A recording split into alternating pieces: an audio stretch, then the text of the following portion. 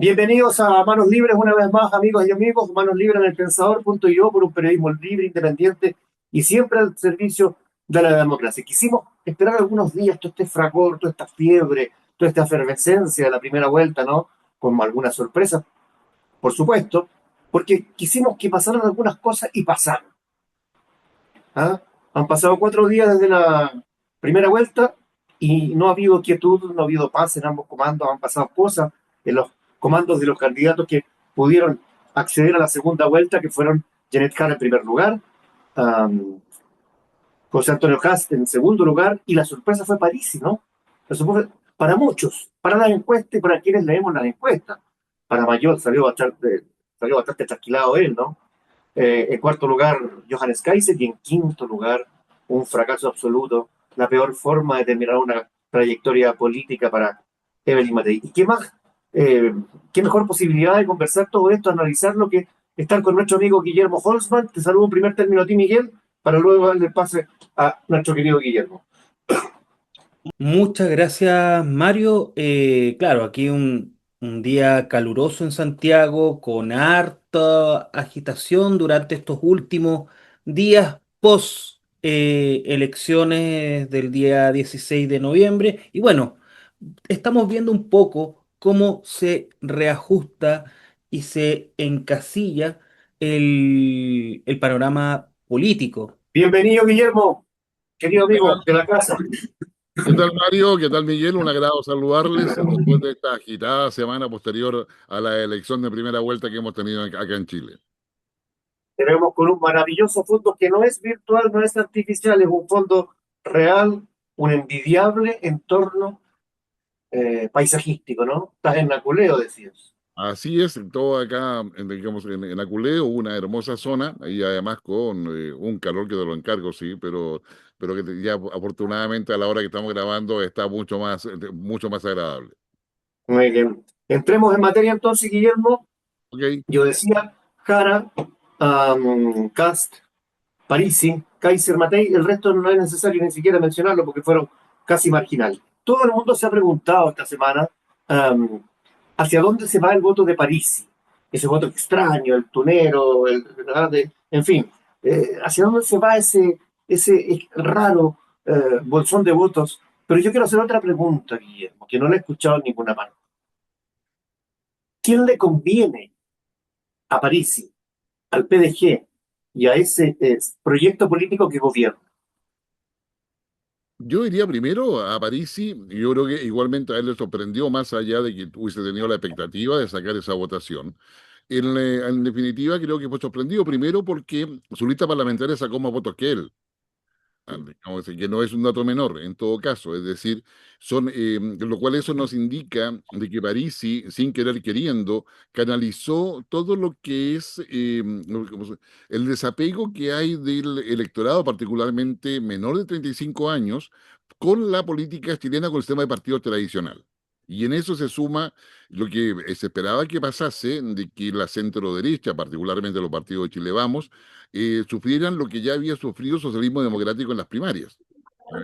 O sea, es decir, una baja de su votación, a tal punto que después de esta elección lo que tenemos es un partido radical que está cerrando la puerta por fuera, y una Evópolis que está esperando que el Tricel le diga si la cierra o no la cierra. Entonces, eh, tenemos yo diría, una baja en la votación y de apoyo a todos los partidos tradicionales. Y frente a eso quedaba Jara, que ella del Partido Comunista, más allá que esté representando a todo lo que es la izquierda, que es un amplio abanico, y eso obviamente la izquierda de ese amplio abanico no votó por ella. O sea, ella obtuvo menos votación de la que ellos mismos esperaban. Lo segundo es que no todos estaban dispuestos a votar por caso por Kaiser. Y lo otro, digamos, Matei, bueno, sufre todo lo que es el impacto de yo diría, desencanto con la derecha tradicional que finalmente se transforma en el voto Parisi. O sea, Parisi canaliza el descontento ciudadano con lo que es el tema de partidos políticos tradicionales. Como eso en primer lugar. Lo segundo, Parisi se transforma, yo diría, en una suerte de alternativa progresista de un centro que no está en el centro. O sea, digamos, esto requiere casi una explicación de tipo matemático, de ecuación de segundo grado, por si acaso. ¿Por qué? Porque en realidad acá siempre hemos pensado en la linealidad. Tú partes en la izquierda y terminas en la derecha siguiendo una línea y al medio obviamente está el centro. Bueno, lo que ha hecho Parisi es dejar las dos líneas en los extremos, la derecha y la izquierda, ¿ah? Y él se coloca por sobre la curva en una hipérbole, digamos, sobre esa línea. Entonces, el centro, o sea, no es que haya desaparecido, sino que digamos, se ha trasladado, se ha movilizado hacia otro espacio dentro de lo que podría ser la cancha política, electoral y partidista en nuestro país. Pero te reitero un poco la pregunta. ¿Quién le conviene a París y qué pase? ¿Que gane, le conviene que gane Jara o le conviene que gane Kast? A París se le conviene que gane Kast. O sea, si tú me preguntas en términos de un París y que tiene un partido de la gente, que no tiene una estructura concreta o que no tiene un contenido ideológico respecto al tipo de sociedad que quiere, definitivamente le conviene que gane Kast. ¿Por qué? Perfecto. Que si ganara Jara, digamos, el Partido Comunista particularmente y el Frente Amplio, lo que van a hacer es destruir al PDG. O sea, es decir, se va a transformar en una lucha, digamos, yo diría, importante porque lo van a colocar contra la espada y la pared en términos de cómo se va a comportar sus 14 diputados ahora en el Congreso y de qué manera van a negociar. A su vez también, o sea, bueno, perdón, y a Kast le conviene porque son partidos, son 14 diputados que hacen rol de bisagra. ¿Ah? Y con los cuales es posible negociar. La historia nos cuenta respecto al PDG que los diputados no mantienen una lealtad con Parisi porque Parisi no tiene una suficiente densidad ideológica en términos de propuesta. Y por lo tanto, lo que va pasando es que cada diputado se va en la personal, por decirlo de alguna forma, en términos de cómo interpreta la realidad. Y si uno ve el listado de diputados, se va a dar cuenta de que muchos de ellos están mucho más proclives a conversar con la gente de Renovación Nacional, por ejemplo, o con algunos sectores del mismo Partido Republicano. Estamos en Mano Libre en El Pensador por un periodismo libre y independiente y siempre al servicio de la democracia, con Guillermo Holtzman, nuestro querido amigo de la casa, analista político. Les doy un consejo: si el tribunal les ordenó que publiquen una citación, el extravío de un cheque, un remate por último, eh, una posición efectiva que pasa tanto en esta época, vaya a www.elpensador.io/lex. www, está en pantalla, punto el pensador, www.elpensador.io/lex. Es mucho más rápido, mucho más sencillo. Estamos a fin de año, hace calor, no hay para qué pasar rabia ni hacerse problemas con la cabeza. Seguimos adelante, manos libres, Miguel Mendoza. Muchas gracias por el pase, Mario. Y recientemente lo había dicho Guillermo. Todos hablan del partido de la gente, del PDG como partido bisagra. ¿Cuánto le va a beneficiar a Franco Parisi y además al partido, al PDG, las venideras elecciones de municipales en 3 años más y unos 4 años más las presidenciales? ¿Será Franco Parisi el próximo candidato del 2029 y el otro sería Boric? No, Parisi es un actor político y tiene proyección. Ya lo demostró anteriormente, o sea, digamos, fue candidato telemático en la elección pasada, ¿no? Logró conformar un partido, logró tener representación parlamentaria, luego pierde los diputados porque se van del partido. Y finalmente él vuelve, pero vuelve ahora de cuerpo presente a una elección y saca prácticamente el 20% de la votación. Eso implica que es un actor político y por lo tanto tiene proyección. Si uno quiere mirar a futuro en esta política ficción, ya tenemos al menos dos candidatos asegurados para 3 años, para 4 años más cuando sean presidenciales después de alcalde y gobernadores, que es París y Boric, que están ya en la papeleta Claro. actualmente. Y en la próxima elección de alcalde y gobernadores va a depender completamente si Parisi le da estructura, o sea, le da estructura interna desde el punto de vista del contenido a lo que es su partido político y se transforma realmente en un líder político. Hoy día solamente ha sido un candidato exitoso, un candidato que canaliza votos, pero yo te vuelvo a insistir, es decir, la mayor fuerza que tiene Parisi está en los diputados que sacaron más votación que él. Eso, yo insisto, no es menor porque quiere decir que, o sea, la forma en que eligió París y los diputados fue prácticamente muy parecida a un casting. ¿no? O sea, quiénes son los que tienen más posibilidades, hizo cruce de variables, de conocimiento, redes sociales, etcétera, y le dio resultados. O sea, digamos, los parlamentarios realmente sacaron una muy buena votación. Él, digamos, sacó una votación también, digamos, impensada, ¿ah? Y tiene que decidir qué es lo que va a hacer. ¿Ah? Y eso todavía no lo sabemos. Por el momento está preocupado de saber cómo se maneja en este periodo antes de la segunda vuelta para tener la mejor posición de negociación, digamos, en frente a los dos candidatos. O sea, él lo quiere perder y Parisi es negociador. O sea, es decir, el Claro. economista es negociador y por lo Sí, tanto va a economista. ir, claro, va a ir en esa línea. Entonces, de acá va a depender mucho más si el comando de Jara, y Jara particularmente, está dispuesto a tomar alguna de las propuestas de París. ¿Ya? Eso ya es complicado. Ah, y en el comando de Cass lo mismo. O sea, ¿qué propuestas de París se podría sumar? Yo tiendo a pensar que ni París ni Cass están, perdón, ni Jara ni Cass están en la idea de reunirse con París para negociar directamente, sino que va a ser todo a través de gestos políticos. Ah, declaraciones, qué sé yo, digamos, el colocar algunos temas, no sé, por suponte tú, que Jara tome la idea de contar el IVA de los medicamentos, por ejemplo, o devolver el IVA de esos medicamentos, alimentos u otras cosas. Probablemente Kass tome algunos de los temas de potenciar a la mujer y de cooperar a la mujer, etcétera. O sea, ahí hay varias cosas que se van a reflejar en gestos. Mi intuición, en realidad, porque es una intuición de analista, si tú quieres, pero yo creo que hay un 20% del voto parisi que se va a ir a Jara, alrededor de un 40% que se va a ir a Kass, y probablemente el resto va a estar entre nulos y blancos. Y ahí nos viene el otro problema, es decir, la segunda vuelta es altamente probable de que tengamos una alza impensada o una alza no normal o anormal de los votos nulos y blancos. ¿Ya? Porque claramente hay gente del espectro socialismo democrático, lo que era ex concertación, que no está dispuesto a votar por Kast, pero tampoco está dispuesto a votar por Jara. Entonces, en esa perspectiva, dado que el voto es obligatorio, por lo tanto tú vas a ir a votar nulo o blanco. Ahora, el voto nulo o blanco, y eso hay que tenerlo presente cuando uno está en política, no es voto válido. Es decir, se usa para análisis posterior, pero no es voto válido. Es decir, si hoy día tuvimos en la primera vuelta un 15% de abstención de gente que no fue a votar, ya es probable, digamos, que si tú sumas prácticamente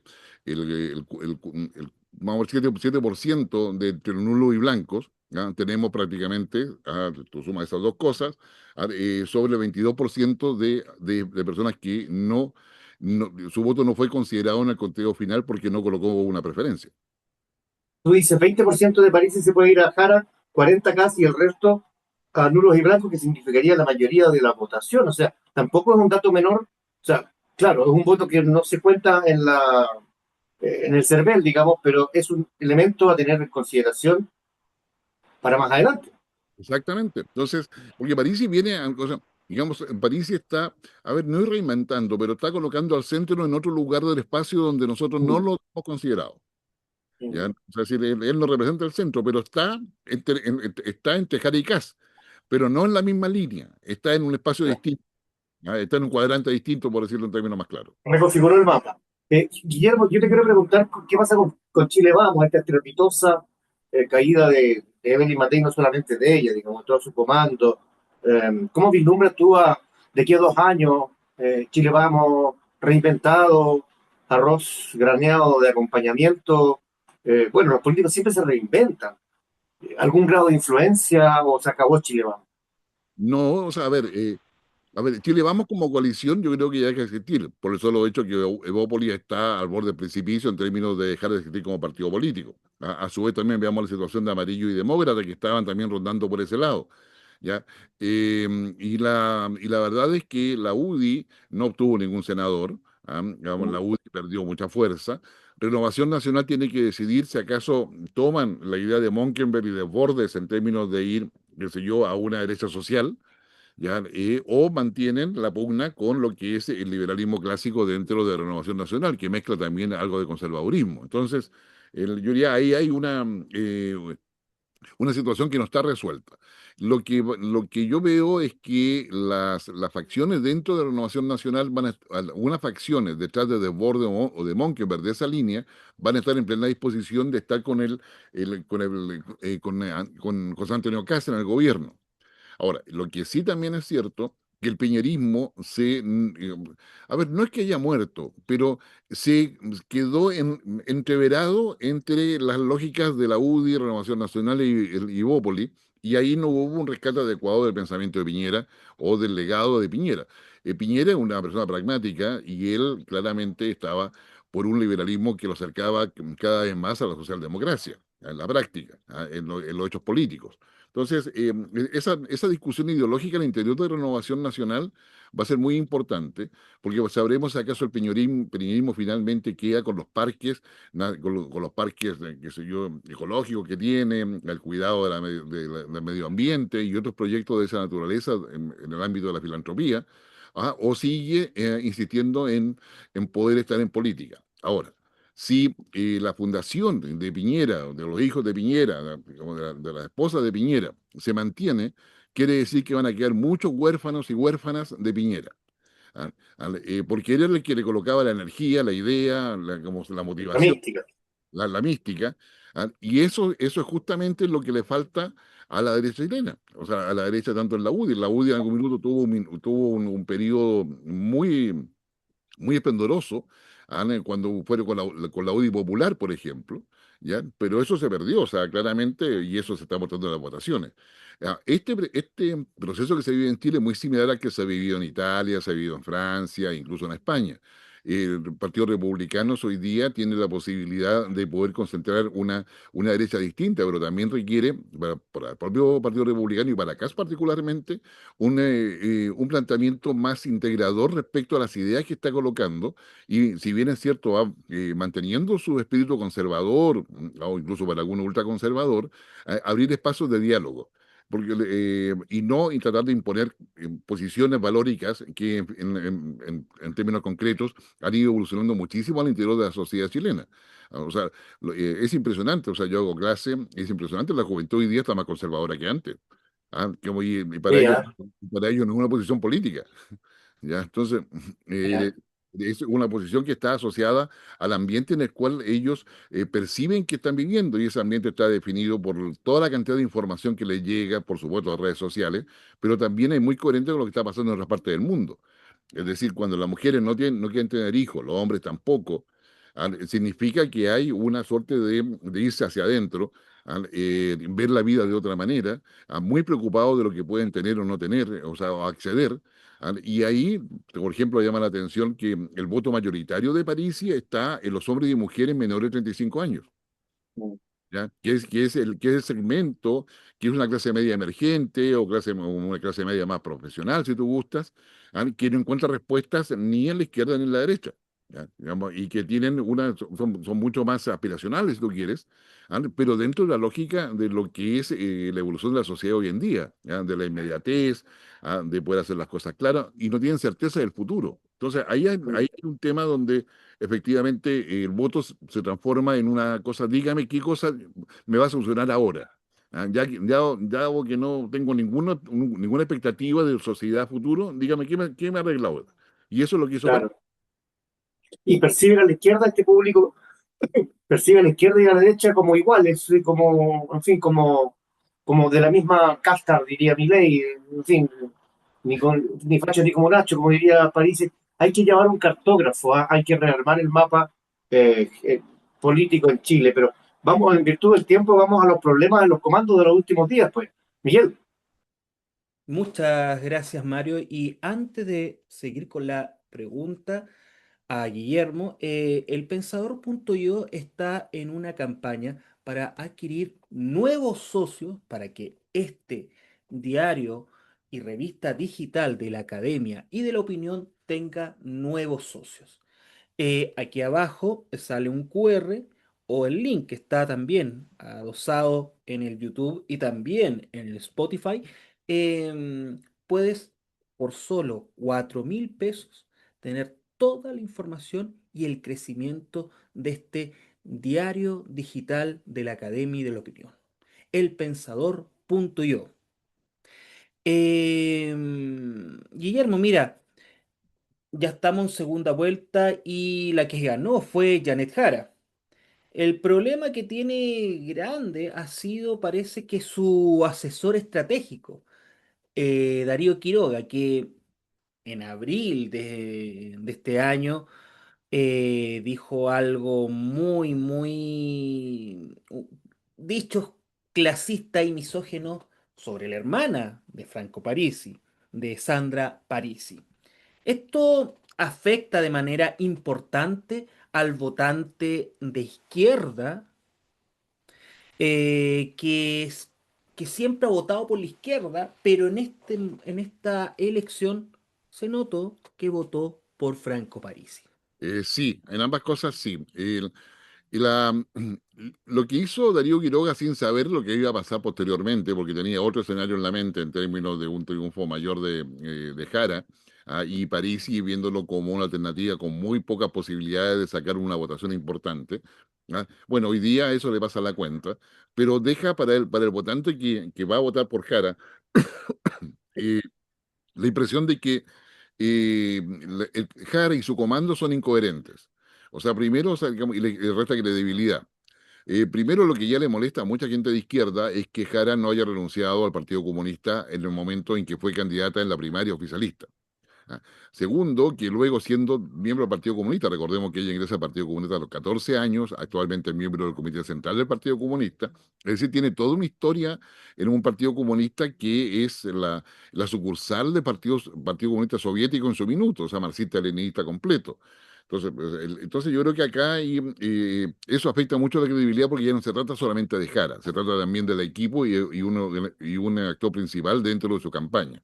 Entonces, y eso ya hace mucho ruido cuando Jara intenta colocarse como socialdemócrata, cosa que es totalmente contradictoria, por decirlo menos, con la posición dentro del Partido Comunista. Entonces, y los dichos de Quiroga van en esa situación y si había alguna posibilidad de poder obtenerle más votos a Parisi, en definitivamente yo creo que Quiroga le ha hecho el favor ya definitivo de que la migración de votos desde Parisi a Jara va a estar alrededor del 20% o menos, o sea, no va a ser significativo y por lo tanto aumenta la eventual ventaja de Kass en la segunda vuelta. Ahora, para el comando de Jara, o sea, perdón, digamos, si tú me preguntas así como analista, a Jara le conviene hacer una campaña a todo evento que le permita, digamos, que le permita sacarle voto a casa como de lugar, ya sea que se llevan a Jara, que sería la menor probabilidad, o que se vaya a nulo o blancos. El tema está en que casi gane por el menos porcentaje posible, ojalá con el 50,1% en la segunda vuelta. A menor ventaja de Kast en la segunda vuelta, mayor posibilidad de que la oposición se articule alrededor del Partido Comunista. Si Kast, digamos, gana por un 58, 60%, la oposición queda, como la oposición oficialista, o sea, la izquierda en general va a quedar en un conflicto interno respecto a cómo rearticularse sin el Partido Comunista. O sea, una parte importante de lo que pasa con el Partido Comunista va a depender de cuánto saque Kast. Ya. Hoy día el Partido Comunista tiene un liderazgo, sea legítimo o no legítimo, podemos discutir largamente el tema, pero Cara es la candidata oficialista. ¿Ya? Digamos, y eso también no le pasa desapercibido al propio Boris, que podría estar en la papeleta en 4 años más. ¿Ya? En consecuencia, acá lo que se está jugando básicamente en el resultado, en la cuantía del resultado, es la supervivencia o no del propio Partido Comunista. Estamos con Guillermo Holtzman, nuestro amigo de la casa y amigo personal de ambos hermanos libres en el Pensador por un periodismo libre, independiente y al servicio de la democracia. Yo tengo esta pregunta que tampoco la he escuchado, Guillermo, y es que ¿cuánto te puede durar a Kaiser ser aliado de Kass? ¿Por qué te lo digo? Porque Kaiser yo veo que no le conviene ser un acólito de Kass, acólito, una metáfora, durante mucho tiempo. Su mayor potencial es ser opositor, su mayor potencial es pegarle a la izquierda. Y la izquierda, si gana Kass, no va a estar en el poder. Eh, en un escenario que gane Kass, por supuesto. ¿En qué momento se sale, se va de la casa el acólito y hace su propio camino? Yo creo que aquí hay una cuestión que hay que mirarla bien. El Kass y Kaiser decidieron ir con lista parlamentaria conjunta. O sea, vale decir, hay un vínculo y una alianza que está Ya, mucho más asociado a los elementos que lo que son comunes. En esa perspectiva, estoy de acuerdo contigo. Kaiser mm, puede ser la contraparte permanente de Kass, ¿ya? En el gobierno. ¿Ya? En ese sentido, yo iría, haciendo uso de nuestro conocimiento histórico, una buena forma de poder manejar eso es que Kaiser podría ser un estupendo embajador en algún país. ¿Ya? ¿Ya? O sea, decir, que es la fórmula habitual en la cual tú evitas de que se transforme un conflicto interno, ¿ah? O se transforme claro, también en zapato permanente, porque el periodismo, los periodistas y los actores políticos van a ir a presionar a Kaiser permanentemente. ¿Está de acuerdo con lo que hizo Kast? ¿Está de acuerdo con lo que dijo claro, Kast? claro. Entonces, entonces hay que sacarlo de escena, o sea, sinceramente, porque lo contrario termina siendo parte del problema y no parte de la solución como ha sido hasta ahora. O sea, Kaiser ha sido parte de la solución en la medida en que Kaiser aparece mucho más a la derecha que Kast. Entonces, ahí aplica lo que se denomina la ventana de Overton, que son aquellos elementos donde antes eran inaceptables, pero que en virtud de distintas circunstancias pasan a ser, así puede ser sensatos, y ya Cass pasó la ventana de Overton, y está en la normalidad y rompió la linealidad de lo que es la izquierda-derecha en Chile. Digamos, y con la guinda que coloca Parisi, donde se lleva el centro a cualquier parte, a otra dimensión, pero se sacó el centro. Entonces, yo diría que ahí hay todo un tema donde Kaiser probablemente va a tener que tomar una decisión, o sea, decir, y conjunto a Kass. Pero todo eso parte de que hubo un acuerdo previo, tranquilo, mesurado, pensado, en ir en lista parlamentaria conjunta. Está bien, pero yo te lo pregunto porque Kaiser, a la luz de las evidencias, de la trayectoria y todo lo que uno puede registrar, Kaiser sabe criticar, pero no sabe construir. Claro, pero ¿Cómo hace o sea, te entiendo, siendo embajador, es una especie de acólito del Supremo Pontífice. Estoy, sin mala intención, estoy tratando de ser solamente una figura. Pero en algún momento, si quiere convertirse ir entendiendo que en el caso, si llega a ganar Cast, va a tener una izquierda odiosa como oposición. es que depende. Odiosísima. Es que, digamos, hay otros factores, pero yo diría depende de la izquierda. Si Kass gana sobre el 58%, la izquierda podrá ser muy odiosa, pero va a estar muy limitada. ¿Ya? Porque el mundo está cambiando a tal magnitud que el Partido Comunista Ya, Chileno está quedando sin apoyos, sin red de apoyo, salvo que mantengan la idea de poder reivindicar el valor de la revolución, la lucha de clase, tipo de cosas, cuestión que no está en la mesa. Boris, mm, tú ves que quiere tener un protagonismo internacional sobre un problema de izquierda distinto, necesariamente tiene que alejarse del Partido Comunista, que es mm, lo que está en consecuencia. El tema de una izquierda odiosa, sí, van a hacer muchas declaraciones, pero al final del día eso se va a zanjar en la votación en el Congreso y cómo eso se negocie.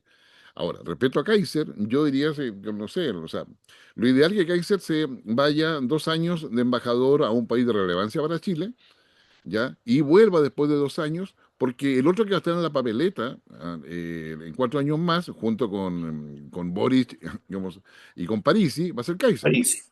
Claro, o Claro. sea, tenemos 3 candidatos, tenemos ya precandidatos, Listo. digamos, claro, ya proyectados para 4 años más. ¿Ya? Sí. Entonces, yo diría que acá hay que hacer bien la jugada. ¿Ya? Para acá, para acá el mayor desafío es cómo arma su proceso de toma de decisiones en la moneda. O sea, porque los últimos presidentes han tenido un proceso de toma de decisiones que ha sido, digamos, errático, y ha sido claramente complejo porque han generado crisis, como en el caso de Piñera, ¿ya? Han generado vacío, como fue el caso de Bachelet, y han generado turbulencia e incertidumbre, como ha sido el caso de Boris. Entonces, hoy día acá el diseño de la toma de decisiones presidenciales es muy relevante. ¿Ya? Si Kass va a resolver todo, no, Kass va a entrar en una vorágine que se va a morder la cola rápidamente. No, porque no hay capacidad para eso. Mm, Entonces, digamos, hay urgencias, o sea, él mismo llega con una idea de gobierno de emergencia. Pero si es así, va a estar solamente reaccionando a muchas cosas y no construyendo. claro, Entonces, claro. Entonces necesita darle una visión más estratégica y eso pasa por la toma de decisiones. Es decir, las ideas están. Lo que le puede aportar Renovación Nacional o el programa de Chile Vamos en su minuto es bastante. Lo que le aporta también, en parte, Kaiser también coopera. Pero es ahí cómo tú armas, o sea, haces el tejido. ¿Ah? Yo sé, cómo haces la combinación de cosas. Y eso requiere reflexión importante al interior del gobierno. ¿Ah? Y un núcleo de toma de decisiones del presidente que sea sólido, ¿ah? Que no esté expuesto a los medios de comunicación, ¿ah? Sino que logre unificar los diferentes criterios que va a tener. O sea, recordemos que nuestra política hoy día está muy plagada de personalismo. ¿Ya? Entonces, y la derecha, digamos, ha hecho gala de eso permanentemente. ¿Ya? Entonces ¿cómo poder hacer todo eso? Es instalar la idea de que el poder existe, el poder funciona y el poder recoge a todo lo que está ahí, el poder político del presidente me refiero, ¿no es cierto? Es capaz de acoger a todos los que están ahí. Muy interesante. Miguel, con la última pregunta, la pregunta de oro.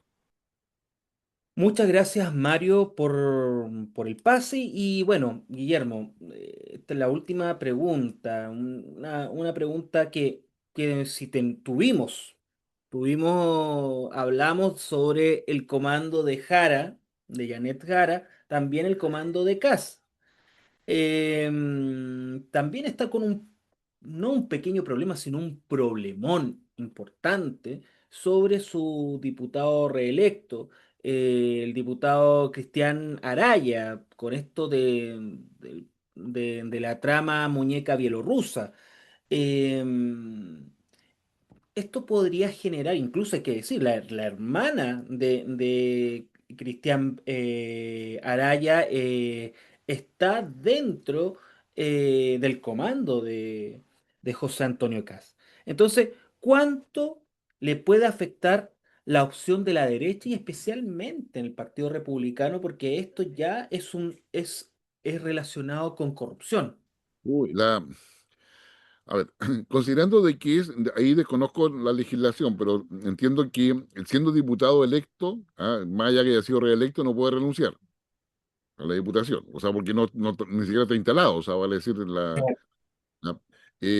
Pero sí, sí, en su calidad de actual diputado, sí. O sea, ahí correspondería, si tú me preguntas en términos de cuál sería lo deseable desde el punto de vista político para asegurar segunda vuelta y esto no le genere un flanco de pérdida de votos importante, es que renuncie a su diputación y, bueno, y usemos bueno, ustedes saben más que yo de esto, y renuncie para dedicarse a su defensa. O sea, que sería lógico y que sea por petición de Kast. Ya. O sea, es decir, uno de los temas más relevantes para lo que tiene que enfrentar el próximo gobierno es que tiene que quedar muy claro de que no hay impunidad. ¿Ya? Si eso no lo hace, ¿ya? Este pequeño hecho, o sea, no tan pequeño, pero este punto que está ahora entre primera y segunda vuelta que afecta a Kast, se va a transformar en un tsunami una vez que esté en el gobierno. Sí, claro. Bueno, porque si él no coloca acá el criterio, después nada te dice que aparezca otro asociado al gobierno de acá, sea de republicano o no, y si no tiene clarísimo cómo se va a actuar en cada uno de esos, sea familiar o no sea familiar, sea cercano o no sea cercano. O sea, acá Kast no tiene que sentarse en la idea de que tiene mucho apoyo electoral, porque es un apoyo muy diverso, no es que el país haya vuelto republicano ni cosa parecida, sino No, que, digamos, sino que tiene que ser muy creíble, si quiere darle sentido y dejar una huella que permita que los próximos gobiernos puedan eventualmente seguir. Ya, si quiere pasar la aposta a Kaiser va a ganar madurez, una serie de cosas, y a lo mejor ni siquiera es candidato después, ¿ya? Pero claramente lo que decida Kass ahora y lo que responda el diputado en cuestión van a ser fundamentales porque van a marcar la línea y el criterio. Si eso no lo deja definido, ¿ya? Va a generar falta de credibilidad, falta de confianza y pérdida de votos. llegamos al fin de Manos Libres del Pensador.io por un periodismo libre, independiente y siempre al servicio de la democracia, con nuestro gran amigo Guillermo Holzman, con las ideas más claras, con las concepciones más prístinas y las proyecciones más acertadas. Muchas gracias, Guillermo. Nos volveremos a encontrar en cualquier momento, por supuesto. Que tengan un muy buen fin de semana. Esto fue grabado el viernes 21 de noviembre y seguramente estaremos mañana o pasado mañana ya en nuestro canal de YouTube, Manos Libres y en elpensador.io. Muchas gracias, Guillermo, muchas gracias, Miguel, que estén muy bien. Abrazos para ambos. Gracias, Mario, gracias, Miguel, un abrazo y bueno, y disfruten el fin de semana, por lo menos con el calor que está en gran parte de la zona central del país.